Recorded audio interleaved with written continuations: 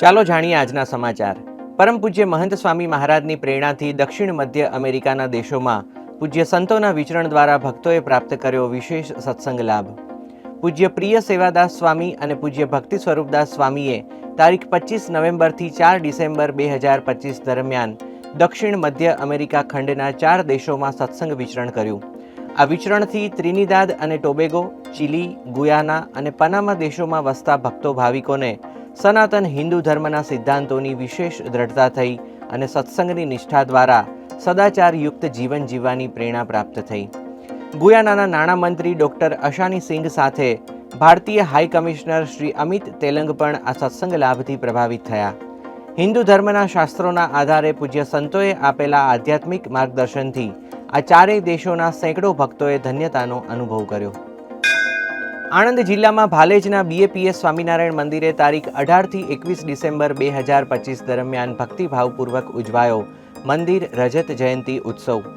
મંદિરના 25 વર્ષોની ઉજવણી નિમિત્તે સત્સંગ સભા, કળશ યાત્રા, અન્નકૂટ, શોભાયાત્રા, સત્સંગ દીક્ષા હોમાત્મક યજ્ઞ અને પાટોત્સવ સભા જેવા ભક્તિસભર કાર્યક્રમોનો સૌએ લાભ પ્રાપ્ત કર્યો। વડોદરા જિલ્લાના પાદરા ખાતે યોજાઈ વિશેષ સત્સંગ સભા। પરમ પૂજ્ય મહંત સ્વામી મહારાજના 92મા જન્મ જયંતિ મહોત્સવ તથા મંદિરના રજત જયંતિ વર્ષ નિમિત્તે યોજાયેલી આ સભામાં વિવિધ કાર્યક્રમો સાથે પૂજ્ય જ્ઞાન વત્સલદાસ સ્વામીએ ટુવર્ડ્સ બેટર લિવિંગ વિષયક પ્રેરક વક્તવ્યનો લાભ આપ્યો। આ સભામાં પાદરા તાલુકાના ધારાસભ્ય શ્રી ચૈતન્યસિંહ ઝાલા સહિત અનેક મહાનુભાવો અને 6500થી વધુ ભક્તો ભાવિકો ઉપસ્થિત રહ્યા। તેલંગાણાના સિકંદરાબાદ સ્થિત BAPS સ્વામિનારાયણ મંદિર દ્વારા ગુણાતીત દીક્ષા દિનના પ્રતિક ઉત્સવ નિમિત્તે યોજાયા વિશેષ કાર્યક્રમો।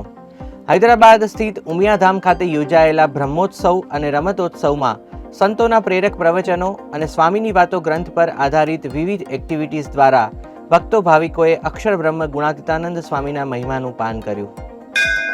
હિંમતનગરના BAPS સ્વામિનારાયણ મંદિરે તારીખ 21/12/2025ના રોજ યોજાયો બાળ વિદ્વાન અભિવાદન સમારોહ, જેમાં હિંમતનગર શહેરના 80 બાળ વિદ્વાનોનું સન્માન કરવામાં આવ્યું।